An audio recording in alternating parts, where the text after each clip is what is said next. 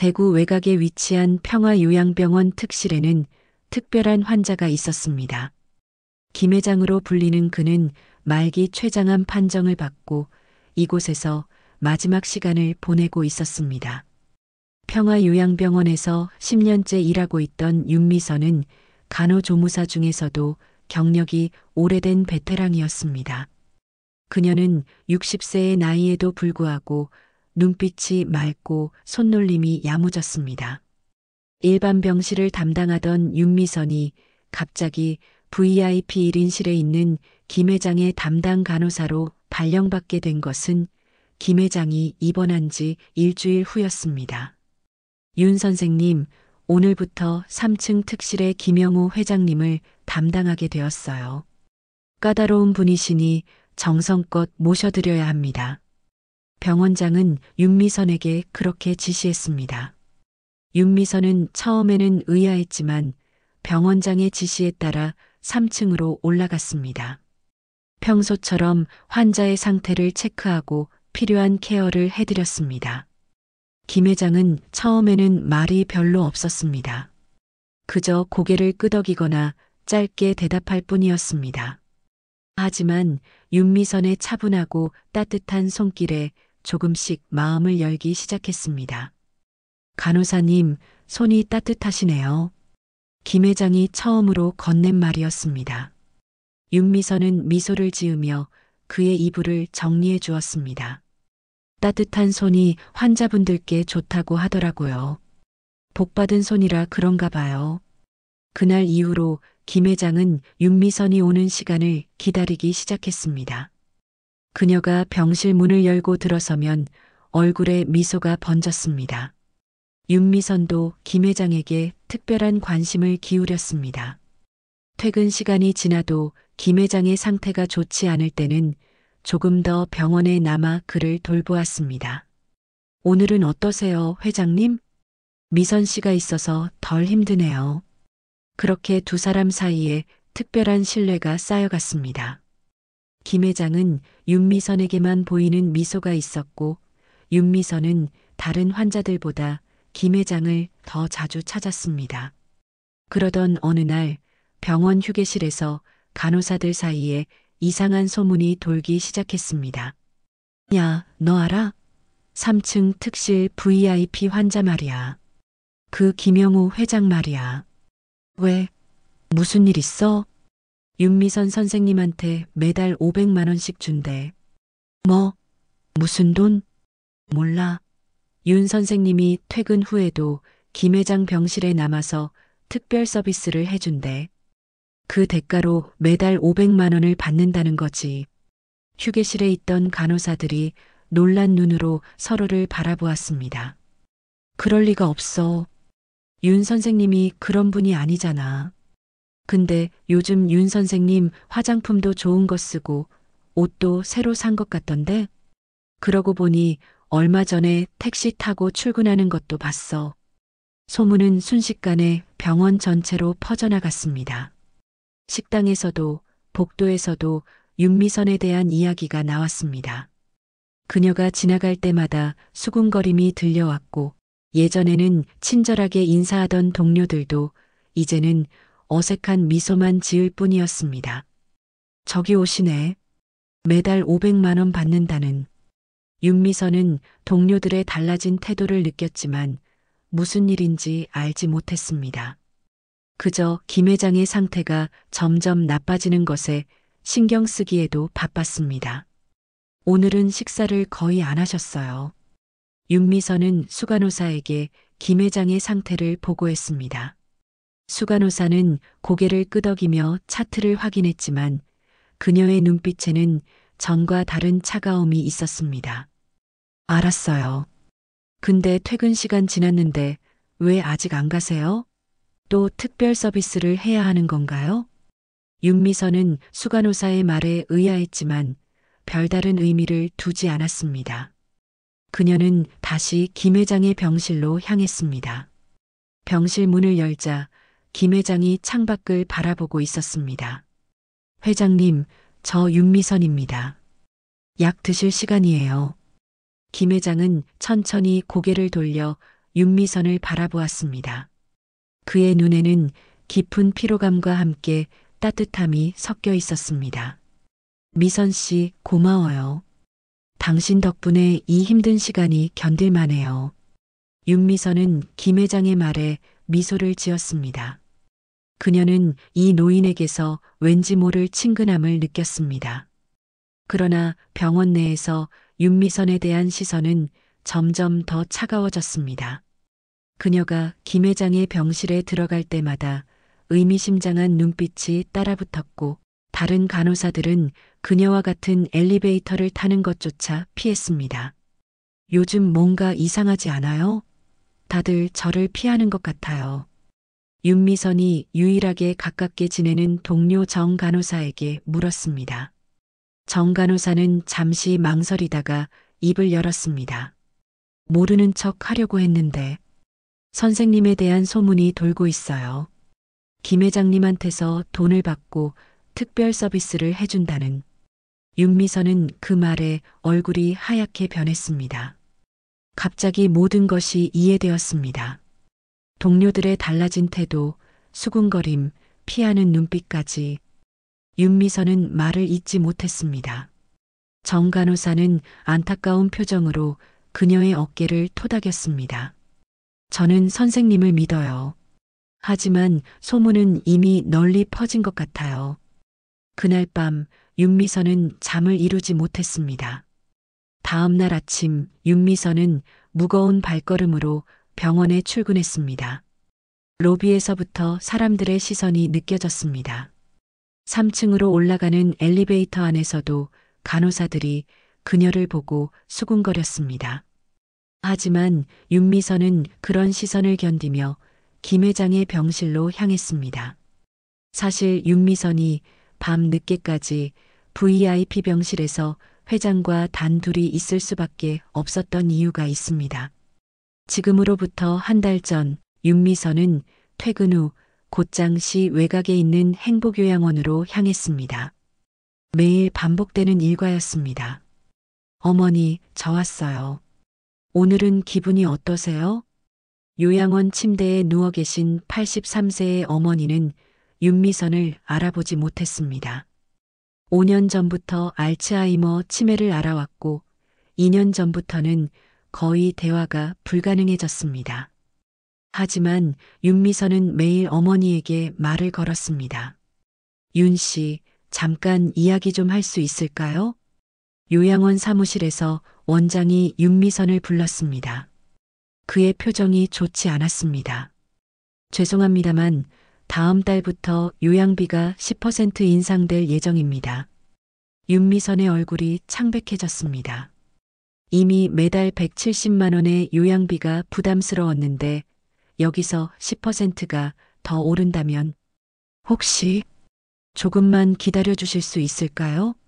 다음 달에 제 아들이 첫 월급을 받거든요. 윤미선은 간절한 목소리로 부탁했지만 원장의 표정은 단호했습니다. 미안합니다만 요양비는 선불이 원칙입니다. 다른 분들도 모두 같은 조건이에요.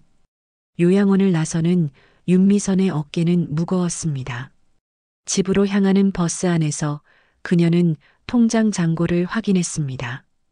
50만 원이 채 남지 않은 잔액. 요양비 인상분을 감당하기에는 턱없이 부족했습니다.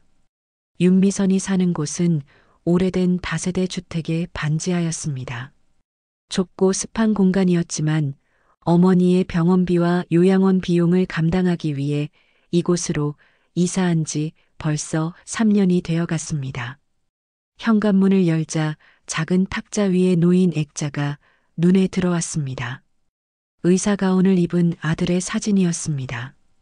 아들 준호는 작년에 의사 면허를 취득하고 지방의 작은 병원에서 인턴 생활을 시작했습니다.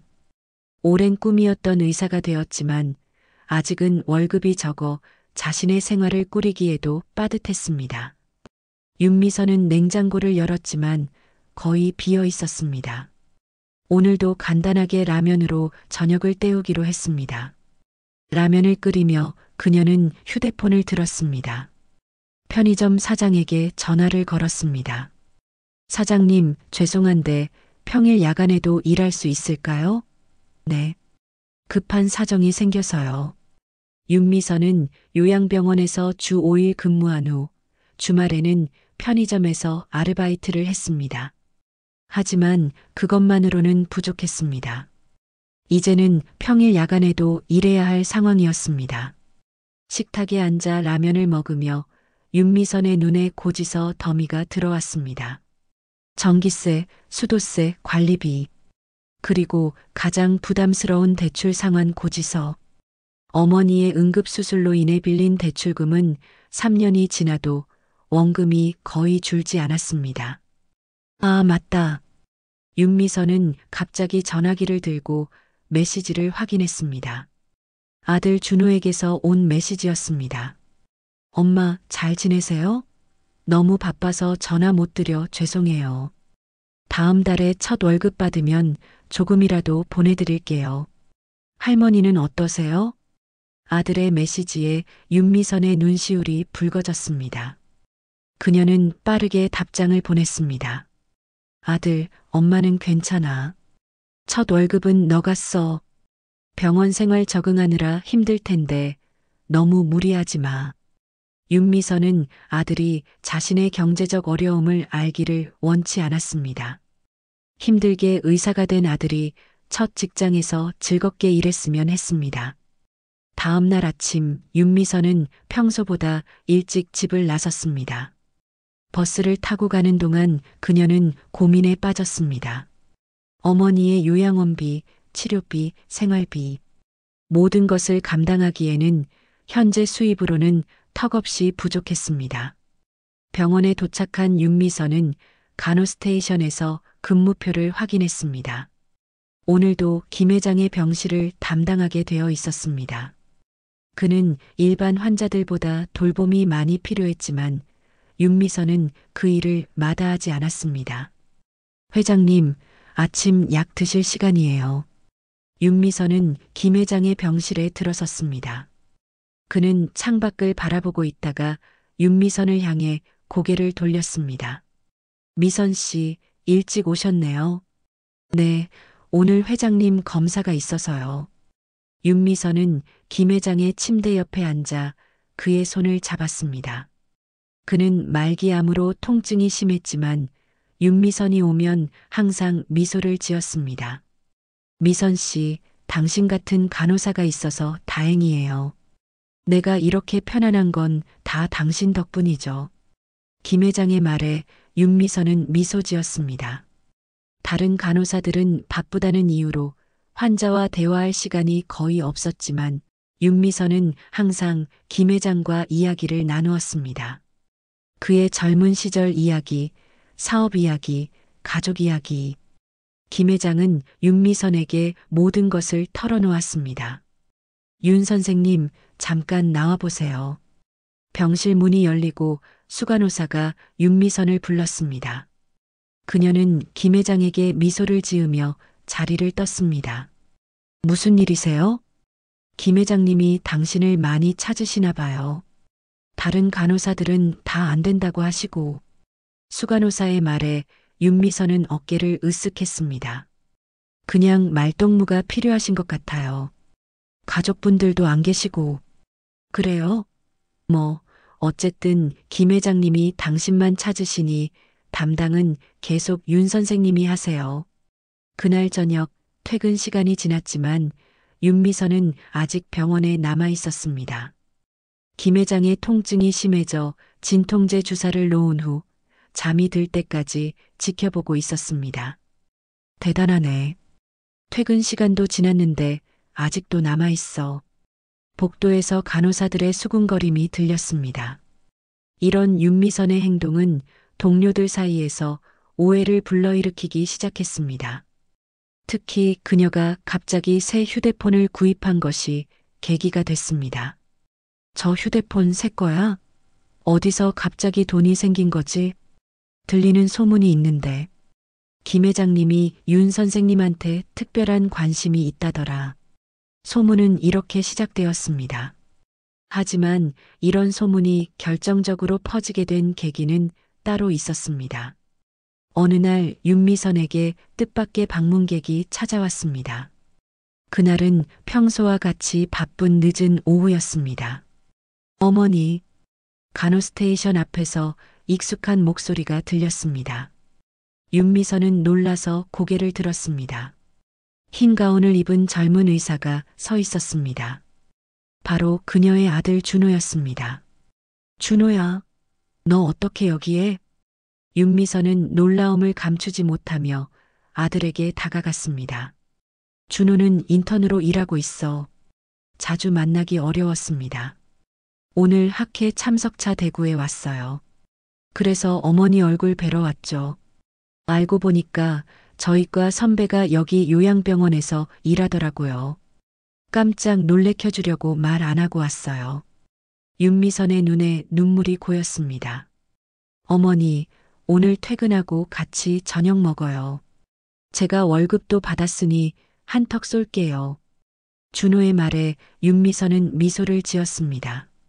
마침 그날은 편의점 아르바이트가 없는 날이었습니다. 그럴까? 근데 조금 기다려야 할 것 같은데. 아직 해야 할 일이 하나 남아 있어서. 괜찮아요.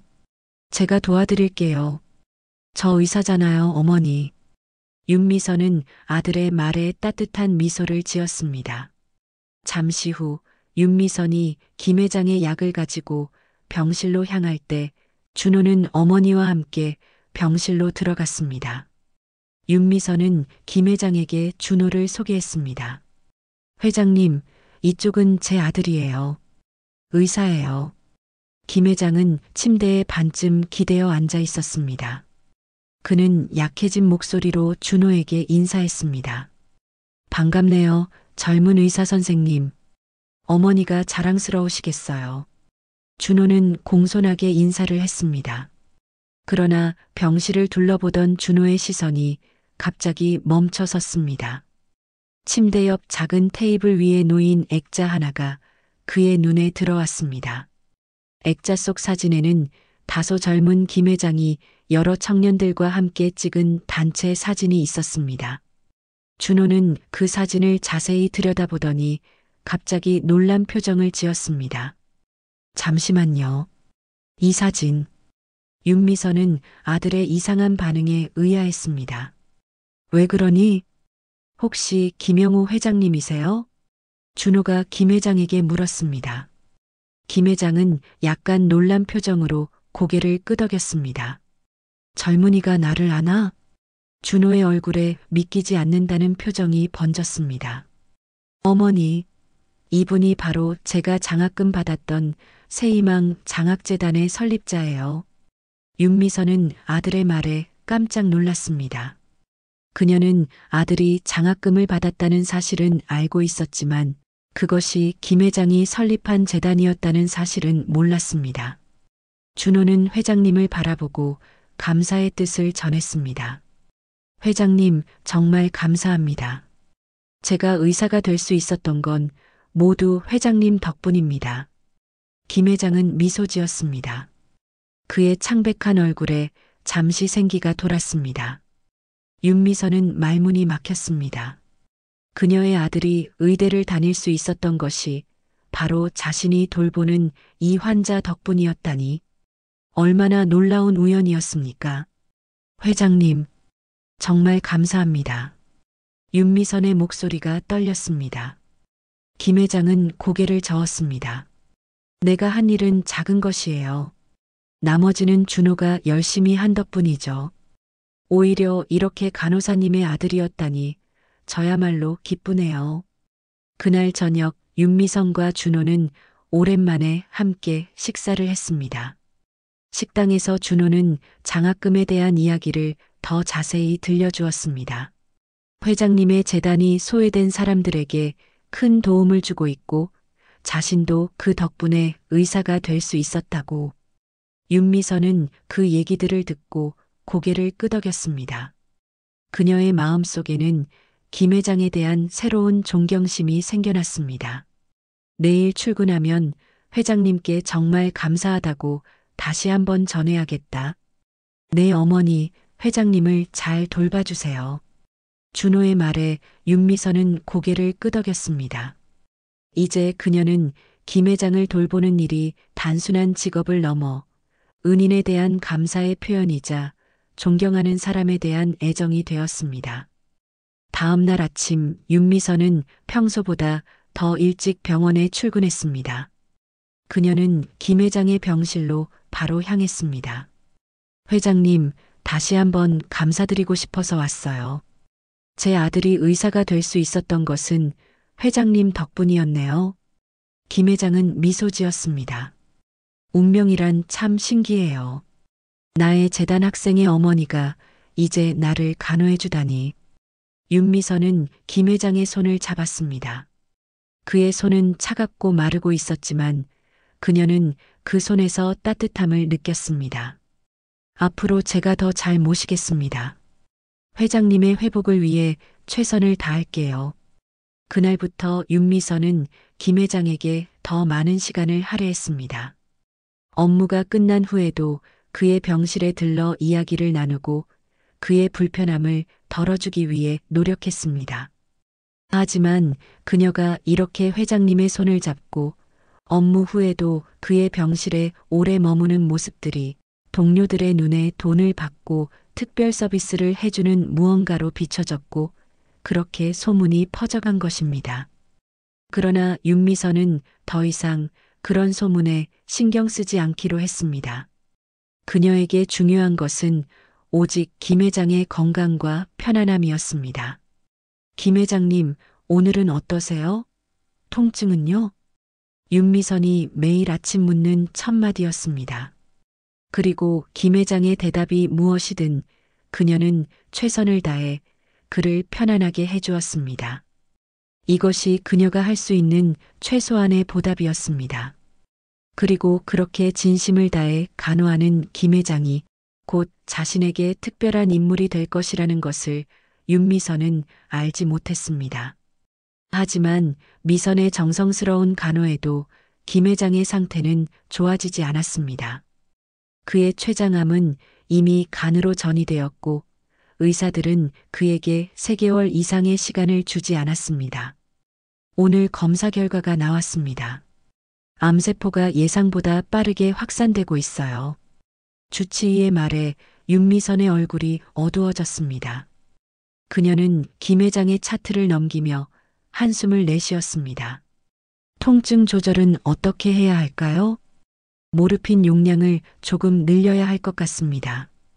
그리고 준비하셔야 해요. 시간이 얼마 남지 않았습니다. 주치의의 말에 윤미선은 가슴이 무거워졌습니다. 김 회장은 은인과도 같은 존재였습니다. 그리고 이제 그녀에게도 특별한 환자가 되었습니다. 알겠습니다.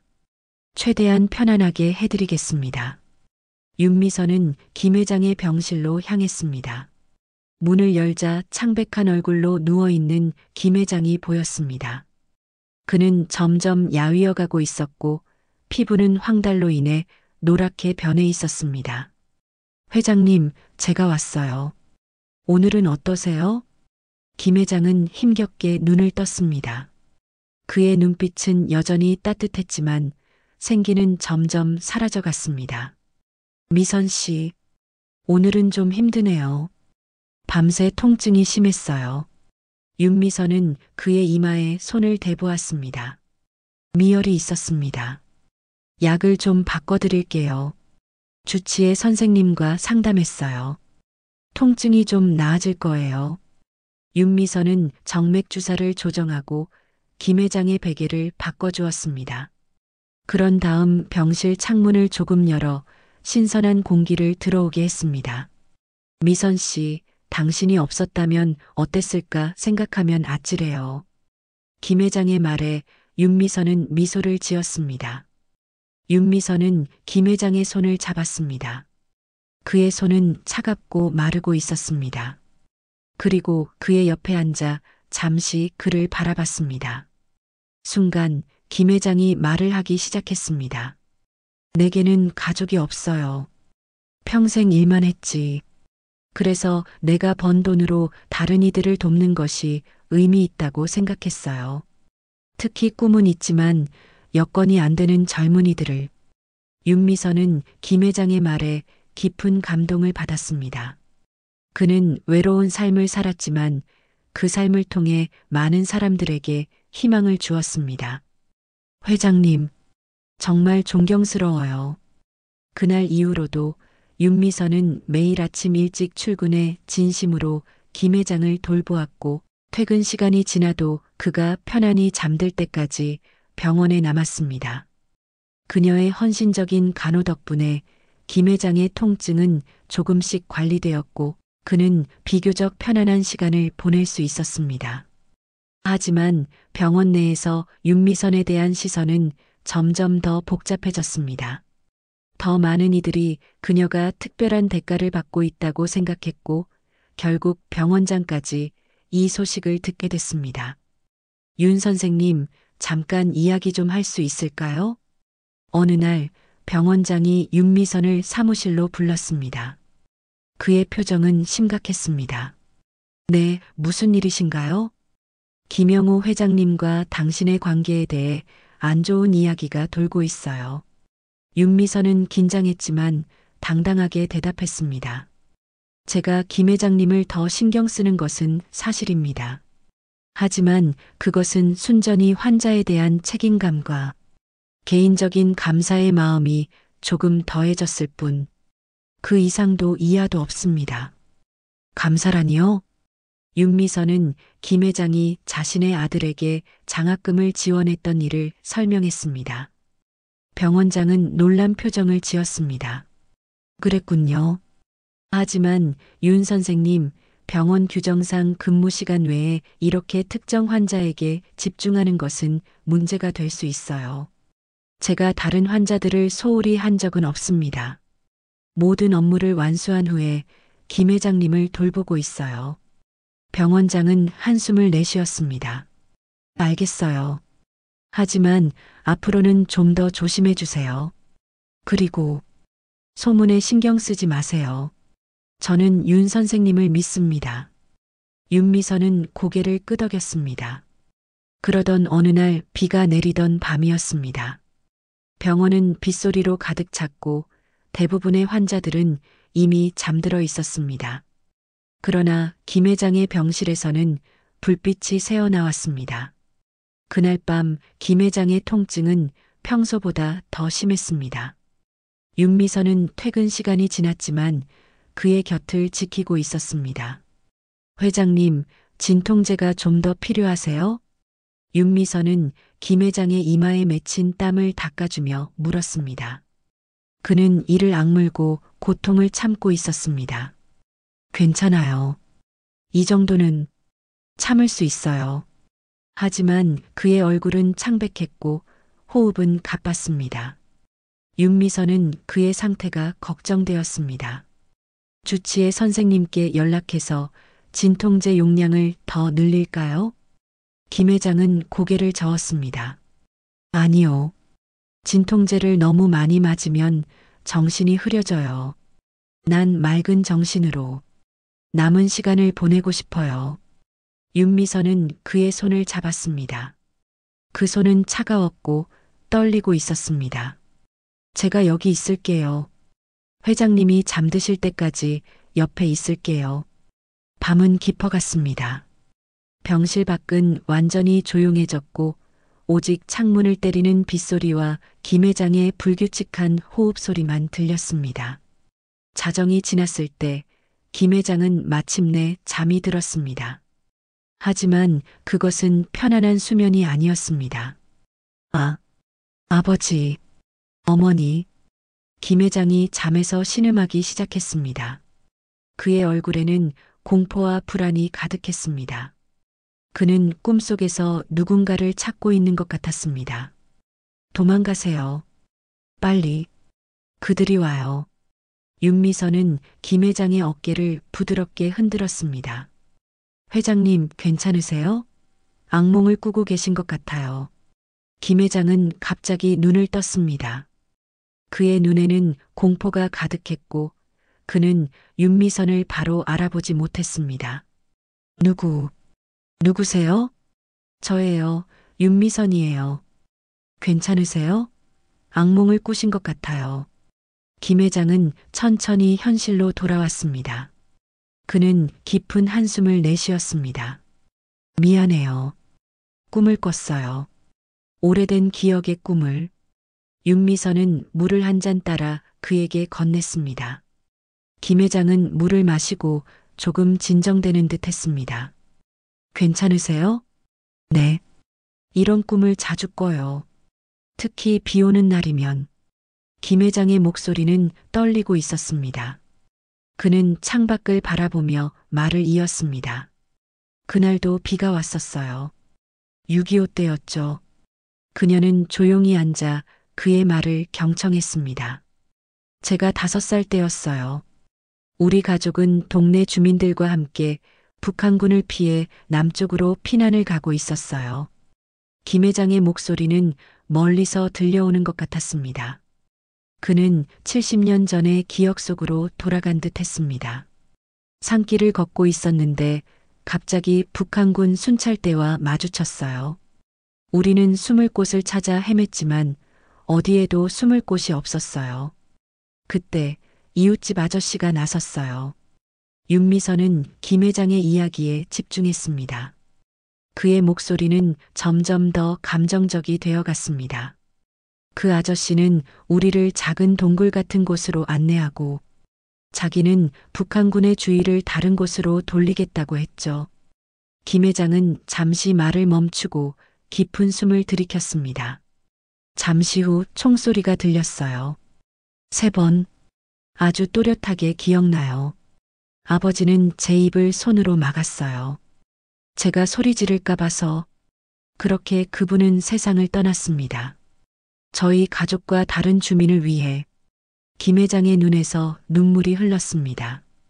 한참 뒤 그는 눈물 닦고 말을 이어나갔습니다. 저희 가족은 평생 그분을 잊지 못했고 그분의 가족을 찾아다녔어요. 우리에게 2번째 생명을 준 은인이죠. 비가 오니까 갑자기 그때의 생각이 나네요. 죽기 전 그분에게 감사하다는 말을 한 번이라도 하고 떠났으면. 윤미선의 손이 떨렸습니다. 그녀는 조심스럽게 물었습니다. 그분의 이름을 아세요? 김 회장은 고개를 끄덕였습니다. 물론이죠. 평생 잊은 적이 없어요. 윤상철.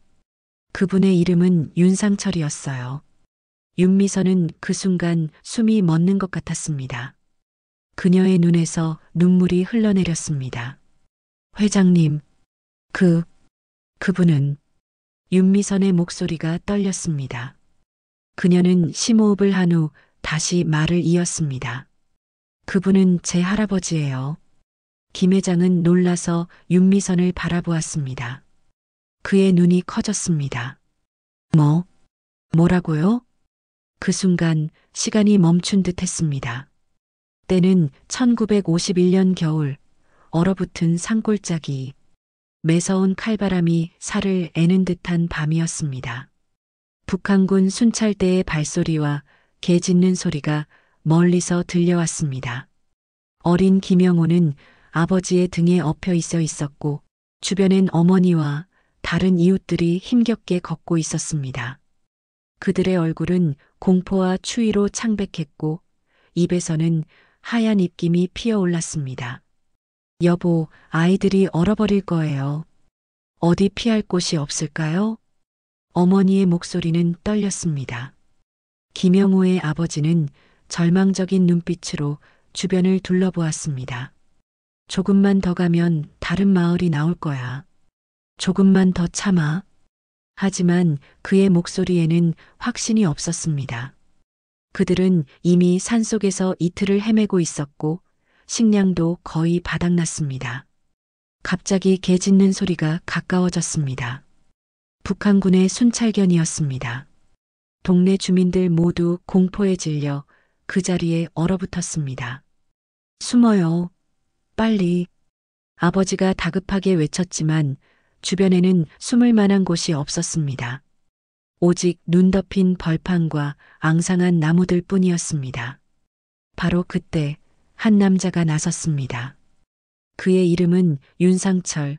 30살 남짓해 보이는 그 남자는 동네에서도 정의감 넘치는 사람으로 소문난 사람이었습니다. 이쪽으로, 빨리. 남자의 목소리는 낮지만 단호했습니다. 그는 주변 주민들에게 손짓했고 김영호의 가족도 본능적으로 그를 따랐습니다. 남자는 그들을 으슥한 바위 틈으로 안내했습니다. 그곳은 작은 동굴이었습니다. 여기 들어가세요, 빨리. 아무 말도 하지 말고. 순찰대가 점점 가까워지고 있어요. 윤상철은 그들을 동굴 안쪽으로 안내했습니다. 하지만 그곳은 모든 인원이 들어가기엔 좁았고 북한군도 동굴로 가까이 오고 있는 상황이었습니다.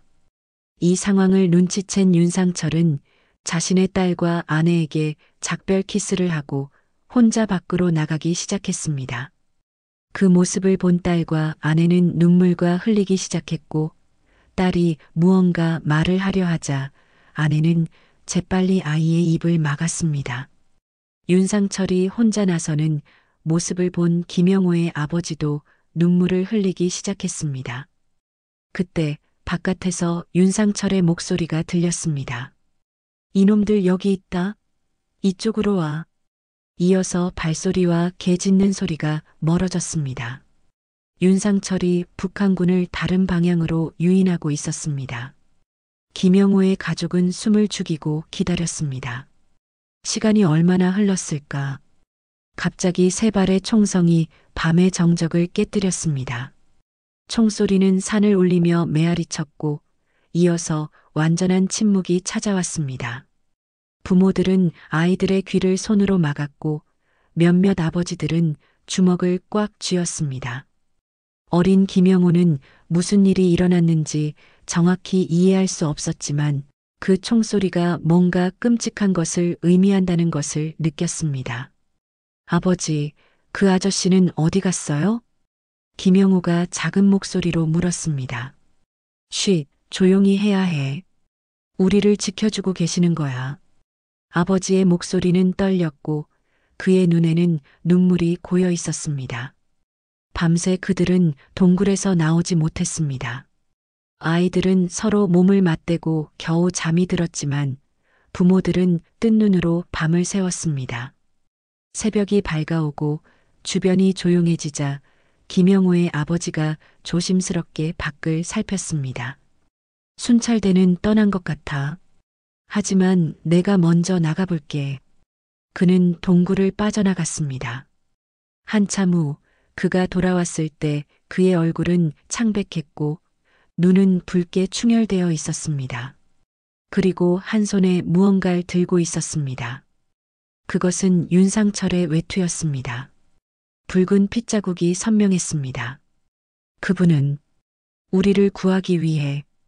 동네 주민들은 말을 잇지 못했고 윤상철의 아내와 딸은 소리 지르며 울기 시작했습니다. 그 순간 김영호의 아버지는 윤상철의 가족을 평생 책임져야겠다고 다짐했습니다. 하지만 이후 계속되는 피난과 북한군의 추격으로 동네 주민은 이곳저곳으로 찢어지게 되었고 김영호의 가족도 윤상철의 가족과 헤어지게 되었습니다. 그렇게 세월이 흘러 못 만날 것 같던 윤상철의 가족과 김영호가 병실에서 만나게 된 것입니다. 윤미성과 김 회장은 서로를 바라보며 눈물을 참지 못했습니다. 70년 전의 그 겨울밤이 두 사람 사이에 사라지지 않는 연결고리를 만들어 놓았습니다. 윤미선 씨, 당신의 할아버지는 영웅이었어요. 그분이 아니었다면 우리 가족은 모두 죽었을 거예요. 김 회장의 목소리는 감정으로 떨렸습니다. 어머니는 항상 말씀하셨어요. 할아버지는 다른 사람을 위해 자신을 희생한 멋진 분이었다고. 윤미선의 눈에서 눈물이 흘렀습니다. 그녀는 평생 들어온 할아버지 이야기가 바로 눈앞에 있는 김 회장의 가족을 구한 이야기였다는 사실에 가슴이 떨렸습니다. 두 사람은 말없이 서로의 손을 잡았습니다. 그 순간 70년의 시간이 무의미해졌습니다. 그들은 이제 단순한 간호사와 환자가 아니라 운명적으로 연결된 두 가족이었습니다. 미선 씨, 당신이 윤상철 씨의 손녀라고요? 김 회장의 목소리는 믿기지 않는다는 듯 떨렸습니다. 네. 어머니가 항상 할아버지 이야기를 들려주셨어요. 김 회장은 떨리는 손으로 윤미선의 손을 잡았습니다. 그의 눈에는 눈물이 가득했습니다. 70년이 넘는 세월 동안 우리 가족은 항상 그분의 가족을 찾고 싶었어요. 감사의 마음을 전하고 싶었어요. 그런데 김 회장은 말을 잇지 못했습니다. 그는 윤미선의 손을 꼭 쥐었습니다. 그런데 그분의 손녀가 지금 저를 돌보고 있다니. 이게 우연일까요? 아니면 운명일까요? 윤미선도 눈물을 흘리며 김 회장의 손을 잡았습니다. 할아버지가 회장님의 가족을 구했고, 회장님은 제 아들이 의사가 될 수 있도록 도와주셨어요. 그리고 지금 제가 회장님을 돌보고 있어요. 이건 분명 운명이에요. 두 사람은 한동안 말없이 서로의 손을 잡고 있었습니다. 그들의 눈에서는 눈물이 흘렀지만 그것은 슬픔의 눈물만은 아니었습니다. 그것은 놀라움과 감동, 그리고 70년 만에 맺어진 인연에 대한 경외감의 눈물이었습니다. 미선 씨, 이런 날이 올 줄 몰랐어요. 제가 죽기 전에 윤상철 씨의 가족을 만날 수 있을 줄은. 김 회장의 목소리는 감정으로 가득 차 있었습니다. 윤미선은 그의 손을 꼭 잡았습니다. 회장님, 제 할아버지의 희생이 헛되지 않았네요. 회장님이 이렇게 많은 사람들을 도와주셨으니까요. 빗소리가 점점 잦아들었고 병실 창문으로 희미한 새벽빛이 들어오기 시작했습니다. 그 긴 밤이 지나고 두 사람 사이에는 이전과는 다른 특별한 유대감이 형성되어 있었습니다. 그것은 단순한 간호사와 환자의 관계를 넘어 70년 전 희생과 은혜로 맺어진 깊은 인연이었습니다. 할아버지의 이야기를 들은 다음 날, 윤미선은 병원장에게 부탁하여 일찍 퇴근할 수 있는 허락을 받았습니다. 그녀는 평소보다 서둘러 버스 정류장으로 향했습니다. 버스를 기다리는 동안 그녀의 눈에는 계속해서 눈물이 고였습니다. 감정이 너무 복잡했습니다. 놀라움, 기쁨, 슬픔, 그리고 무엇보다 할아버지에 대한 새로운 자부심이 그녀의 가슴을 채웠습니다. 버스는 30분 넘게 달려 도시 외곽에 있는 행복요양원에 도착했습니다. 윤미선은 평소보다 빠른 걸음으로 요양원 안으로 들어갔습니다. 윤 씨, 오늘은 일찍 오셨네요. 데스크에 있던 간호사가 반갑게 인사했습니다. 네, 오늘은 일이 일찍 끝났어요. 어머니 상태는 어떤가요? 오늘도 별 변화 없으세요. 아침에 식사를 조금 하셨고 지금은 방에서 쉬고 계세요. 윤미선은 고개를 끄덕이고 어머니의 방으로 향했습니다.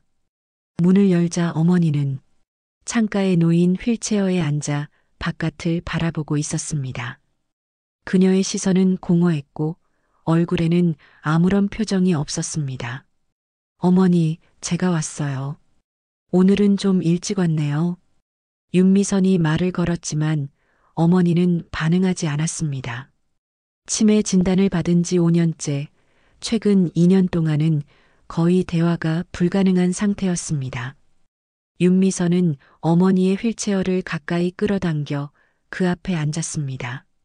어머니, 제가 정말 놀라운 일을 경험했어요. 그녀는 어머니의 손을 잡았습니다.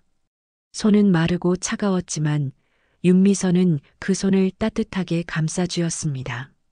어머니, 기억나세요? 할아버지가 전쟁 때 동네 주민을 구하고 돌아오지 못했다는 이야기. 어머니의 표정에는 변화가 없었습니다. 그저 창밖을 바라볼 뿐이었습니다. 하지만 윤미선은 계속 이야기했습니다. 오늘 그 가족의 아들을 만났어요. 그분이 제가 일하는 병원에 계세요. 김영우 회장님이라고. 윤미선은 병원에서 있었던 일을 자세히 들려주었습니다. 그분은 지금 많이 아프세요. 하지만 평생 할아버지를 잊지 않고 기억하고 있었어요. 그리고 그분의 장학재단 덕분에 준호도 의사가 될 수 있었고요. 윤미선의 눈에서 눈물이 흘렀습니다. 그녀는 이야기를 계속하면서도 어머니의 얼굴을 주시했습니다. 하지만 어머니의 표정은 여전히 공허했습니다. 어머니가 항상 말씀하셨잖아요. 할아버지가 얼마나 용감하고 다른 사람을 위할 줄 아는 분이었는지. 그 이야기가 정말 사실이었어요. 윤미선은 잠시 말을 멈추고 깊은 숨을 들이마셨습니다. 그리고 어머니의 손을 더 꼭 잡았습니다. 그 순간 어머니의 손가락이 미세하게 움직였습니다. 윤미선은 놀라서 어머니의 얼굴을 바라보았습니다. 어머니의 눈빛이 달라져 있었습니다. 평소의 공허한 눈빛이 아니라 어딘가 선명한 빛을 담고 있었습니다. 어머니? 윤미선이 불렀습니다. 그러자 어머니는 천천히 고개를 돌려 딸을 바라보았습니다. 그녀의 눈에 초점이 맞춰져 있었습니다. 아버지. 어머니의 입에서 희미한 목소리가 새어나왔습니다. 윤미선은 그 소리에 숨을 멈췄습니다. 우리 아버지는 항상 약한 사람을 도와주는 멋진 분이셨어.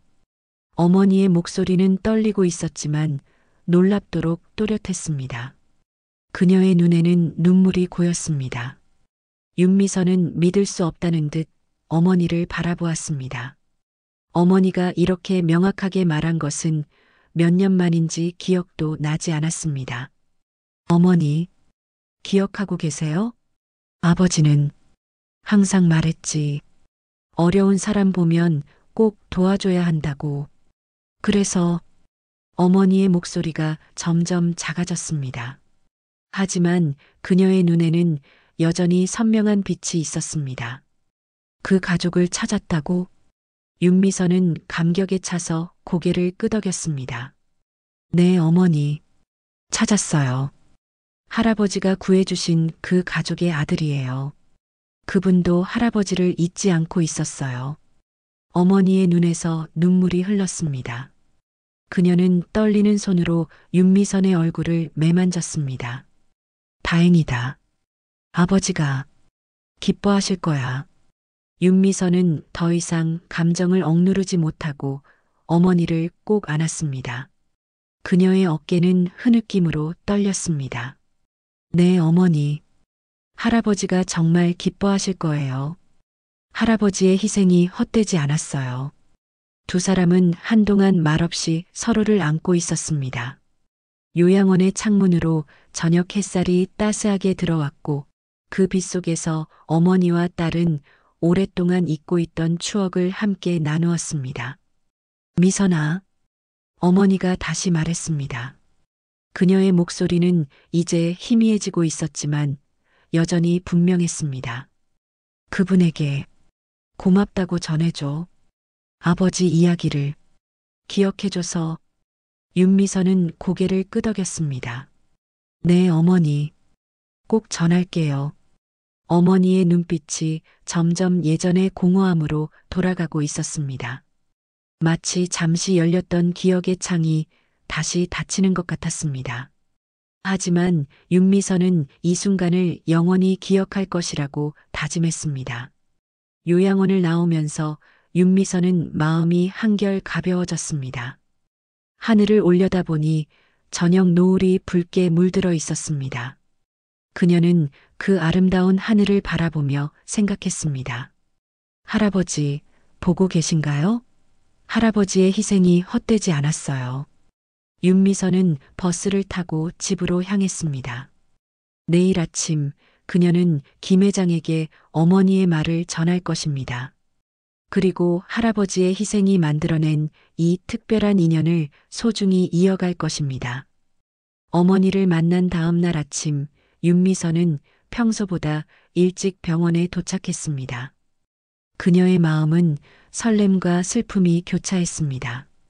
김 회장에게 어머니의 반응을 전해줄 생각에 가슴이 벅찼지만 동시에 그의 건강 상태가 계속 악화되고 있다는 사실이 그녀를 무겁게 했습니다.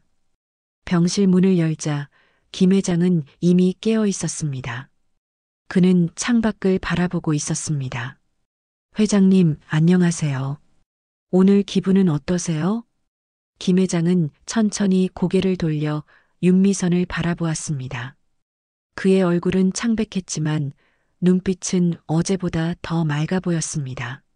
미선 씨, 어제 잘 다녀오셨어요? 윤미선은 그의 침대 옆에 앉았습니다. 그녀의 얼굴에는 기쁨이 가득했습니다. 네, 어머니를 만나고 왔어요. 회장님, 정말 놀라운 일이 있었어요. 윤미선은 어머니와 나눈 대화를 자세히 들려주었습니다. 그녀의 목소리는 감정으로 떨렸습니다. 어머니가 할아버지에 대해 또렷하게 기억하셨어요. 치매 진단 후 처음으로 정말 오랜만에 어머니가 저를 알아보고 대화를 나누셨어요. 김 회장의 눈이 커졌습니다. 그는 윤미선의 이야기에 집중했습니다. 어머니는 할아버지가 항상 다른 사람을 먼저 생각하는 멋진 분이었다고 하셨어요. 그리고 회장님께 고맙다고 전해달라고 하셨어요.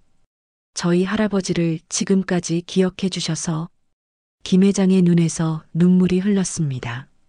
그는 그 눈물을 닦을 생각도 하지 않고 그냥 흐르게 두었습니다. 내가 고마워해야 하는데 당신 할아버지의 희생으로 우리 가족이 살았고 그 덕분에 제가 이렇게 성공할 수 있었어요. 윤미선은 김 회장의 손을 잡았습니다. 그의 손은 차가웠지만 그녀는 그 손을 따뜻하게 감쌌습니다. 이제야 알겠습니다. 김 회장이 깊은 숨을 들이마시며 말했습니다. 저희 가족이 평생 그 은인의 가족을 찾으려 했지만 찾지 못하고 여기서 이렇게 만나게 된 게 운명이었나 봅니다. 그는 잠시 말을 멈추고 윤미선의 얼굴을 진지하게 바라보았습니다. 당신 어머니의 남은 인생을 책임지고 싶습니다. 그리고 할아버지의 이름으로 재단을 설립해 그분의 정신을 이어가고 싶습니다. 윤상철 재단. 어떻게 생각하세요? 윤미선은 감동에 차서 고개를 끄덕였습니다. 할아버지의 이름이 이런 식으로 기억된다면 정말 영광일 것 같아요. 김 회장은 미소를 지었습니다. 그의 얼굴에는 오랜만에 평화로운 기색이 돌았습니다. 내 변호사를 불러 모든 준비를 하겠습니다. 당신과 당신 어머니 그리고 아들까지. 이제 당신의 가족은 제 가족입니다. 그날 이후로 김 회장의 상태는 놀랍게도 조금 호전되었습니다. 의사들도 이유를 설명할 수 없었지만 그는 갑자기 더 많은 에너지를 얻은 것 같았습니다. 그는 변호사를 만나 유언장을 수정했고 윤상철 재단의 설립을 위한 모든 준비를 마쳤습니다. 그는 윤미선과 더 많은 이야기를 나누었습니다. 자신의 어린 시절 부모님이 윤상철의 희생을 어떻게 기억했는지 그리고 어떻게 사업에서 성공했는지에 대해 들려주었습니다. 윤미선도 할아버지에 대해 들었던 모든 이야기를 김 회장에게 들려주었습니다. 하지만 이런 평화로운 시간은 일주일 정도만 지속되었습니다. 김 회장의 건강은 다시 급격히 나빠지기 시작했습니다. 의사들은 그에게 며칠밖에 남지 않았다고 말했습니다. 비가 내리던 저녁 윤미선은 평소처럼 김 회장의 병실에 있었습니다. 그의 호흡은 얕아졌고 의식도 점점 흐려지고 있었습니다. 회장님, 저예요. 윤미선이에요. 윤미선이 부드럽게 불렀습니다. 김 회장은 천천히 눈을 떴습니다. 그의 눈빛은 약했지만 여전히 그녀를 알아보았습니다. 미선 씨, 고마워요.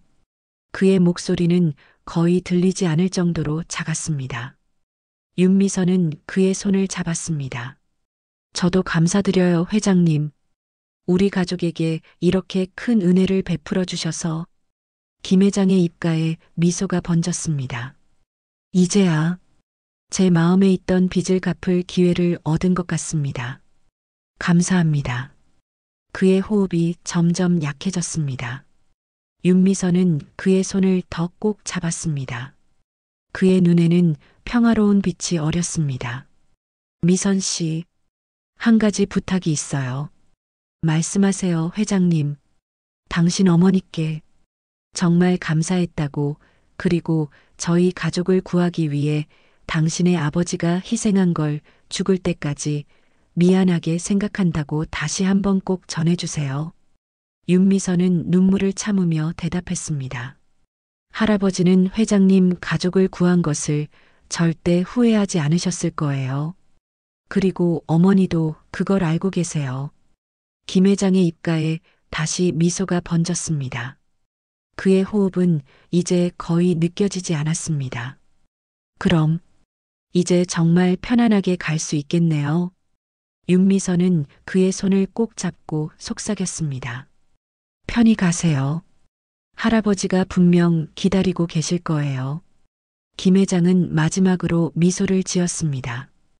그의 얼굴에는 깊은 평화가 깃들어 있었습니다. 그리고 천천히 마치 잠에 들듯이 그는 눈을 감았습니다. 창밖에서는 비가 그치고 달빛이 조금씩 구름 사이로 비치기 시작했습니다. 윤미선은 김 회장의 손을 가슴에 대고 조용히 울었습니다. 김 회장은 미소를 지으며 그의 마지막 순간을 맞이했습니다. 그는 마침내 평생의 빚을 갚았다는 평화로운 마음으로 세상을 떠났습니다. 김 회장의 장례식은 간소하지만 품위 있게 치러졌습니다. 병원 관계자들과 재단 직원들, 그리고 과거 장학금 수혜자들이 참석해 고인의 마지막을 함께 했습니다.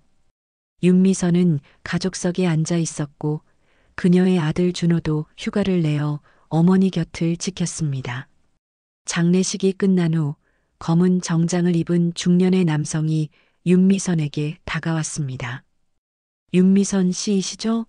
저는 김영우 회장님의 변호사 박진호입니다. 윤미선은 고개를 끄덕이며 그와 악수했습니다. 회장님께서 돌아가시기 전 저에게 특별히 부탁하신 일이 있습니다. 시간이 괜찮으시다면 오후에 제 사무실로 와주실 수 있을까요? 그날 오후 윤미선은 아들 준호와 함께 변호사 사무실을 찾았습니다. 사무실은 도심의 고급 빌딩에 위치해 있었습니다. 박진호 변호사는 그들을 회의실로 안내했습니다. 먼저 깊은 애도를 표합니다. 회장님께서는 윤 선생님을 매우 특별하게 생각하셨어요. 변호사는 회의실 테이블 위에 놓인 서류 파일을 펼쳤습니다. 회장님은 생전에 가족이 전혀 없으셨고 평생 자신을 구해준 은인의 가족을 찾고 계셨습니다. 그리고 마침내 선생님을 만나게 되었죠. 박 변호사는 공증된 유언장 문서를 윤미선 앞으로 밀었습니다. 회장님께서는 전 재산을 윤상철 희생기념재단에 기부하셨습니다. 그리고 선생님을 재단의 이사장으로 지명하셨습니다. 윤미선과 준호는 놀라움을 감추지 못했습니다. 그게 가능한가요? 저는 재단 운영 같은 건 걱정 마세요. 회장님은 모든 것을 준비해 두셨습니다. 재단 운영을 도울 전문가 팀도 이미 구성되어 있습니다. 선생님은 재단의 정신을 이끌어 가시면 됩니다. 박 변호사는 또 다른 서류를 꺼냈습니다. 또한 회장님은 선생님, 어머니의 치료비로 별도의 계좌를 마련해 두셨습니다. 최고의 치매 전문 요양시설에서 평생 치료받으실 수 있도록 모든 비용이 준비되어 있습니다. 윤미선의 눈에 눈물이 고였습니다. 그녀는 말을 잇지 못했습니다. 마지막으로 회장님께서 직접 쓰신 편지가 있습니다. 박 변호사는 봉인된 편지 봉투를 윤미선에게 건넸습니다. 그녀는 떨리는 손으로 봉투를 열었습니다. 윤미선 씨에게 당신을 만난 것은 제 인생 최고의 축복이었습니다. 은인의 가족을 찾을 수 있어 평화롭게 떠날 수 있습니다. 이제 그분의 희생이 헛되지 않았음을 증명하고 싶습니다. 윤상철 선생님의 정신은 이 재단을 통해 계속될 것입니다. 전쟁의 아픔을 겪은 가족들, 특히 부모를 잃은 아이들을 돕는 일이야말로 당신 할아버지께 드리는 최고의 헌사라고 생각합니다. 미선 씨, 당신의 따뜻한 손길이 제 마지막 날들을 위로해 주었습니다. 이제 제가 떠난 후에도 당신과 당신의 가족이 평안하기를 바랍니다. 김영우 드림. 윤미선은 편지를 가슴에 안고 조용히 울었습니다. 준호는 어머니의 어깨를 감싸 안았습니다. 어머니, 이제 할아버지의 이름이 영원히 기억될 거예요. 며칠 후 병원에서는 김 회장과 윤미선의 실제 이야기가 알려졌습니다. 그녀를 향한 수군거림과 오해의 시선은 경외와 존경의 눈빛으로 바뀌었습니다.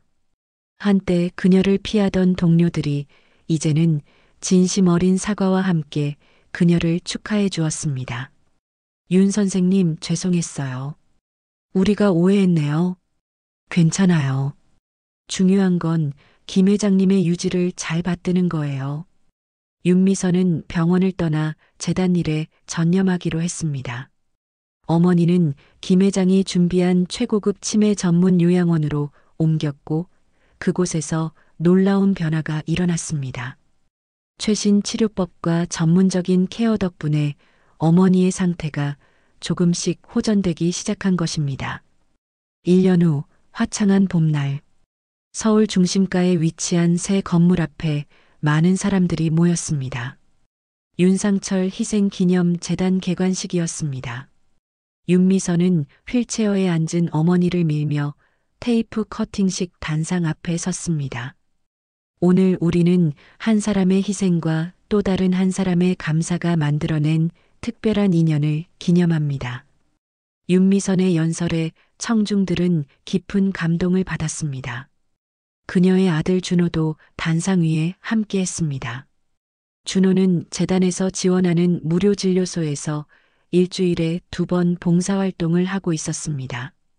테이프 커팅 후 윤미선은 어머니의 휠체어를 밀며 건물 안으로 들어갔습니다. 로비 중앙에는 2개의 그림이 나란히 걸려 있었습니다. 한쪽은 가족들의 기억을 바탕으로 유명 화가가 그린 윤상철의 초상화, 다른 한쪽은 미소 짓는 김영호의 모습이었습니다. 초상화 속 윤상철은 30대 초반의 모습으로 단정한 옷차림에 따뜻한 눈빛을 지닌 청년으로 묘사되어 있었습니다. 비록 실제 사진은 남아있지 않았지만 어머니의 생생한 기억을 바탕으로 그려진 그림은 놀라울 정도로 생동감이 넘쳤습니다. 윤미선은 어머니의 휠체어를 초상화 앞에 세웠습니다. 놀랍게도 어머니는 그날따라 특별히 맑은 정신으로 주변을 살피고 있었습니다. 어머니, 보세요. 할아버지 초상화예요. 어머니 말씀을 바탕으로 그린 거예요. 어머니는 천천히 고개를 들어 초상화를 바라보았습니다. 그녀의 눈에는 깊은 감정이 어렸습니다. 그리고 놀랍게도 그녀의 입가에 미소가 번졌습니다. 아버지가 자랑스러워 하실 거야. 윤미선은 어머니의 손을 꼭 잡았습니다. 그녀의 눈에도 눈물이 고였습니다. 네, 어머니. 할아버지는 분명 자랑스러워 하실 거예요. 재단 로비에는 따스한 봄 햇살이 쏟아져 들어왔습니다. 그 빛 속에서 윤미선은 70년 전 한 남자의 희생이 오늘날 얼마나 아름다운 결실을 맺었는지를 생각했습니다. 할아버지의 희생, 김 회장의 감사, 그리고 그 둘을 연결한 운명적인 만남. 어쩌면 이 세상에는 우연이란 없는 것인지도 모릅니다. 오직 반드시 만나야 할 사람들의 필연적인 인연만이 있을 뿐. 윤미선은 자신의 남은 인생을 이 재단을 통해 더 많은 사람들을 돕는 데 바치기로 결심했습니다. 그것이 할아버지의 희생과 김 회장의 은혜에 보답하는 가장 좋은 방법이라고 생각했기 때문입니다. 로비의 한쪽 벽면에는 커다란 글씨로 새겨진 문구가 빛나고 있었습니다. 한 사람의 희생이 많은 이들에게 희망이 됩니다. 그것은 윤상철의 삶을 요약한 문장이자 이 재단이 나아갈 방향을 보여주는 나침반이었습니다. 그리고 그 희생의 정신은 이제 윤미성과 그녀의 가족을 통해 계속해서 이어질 것입니다.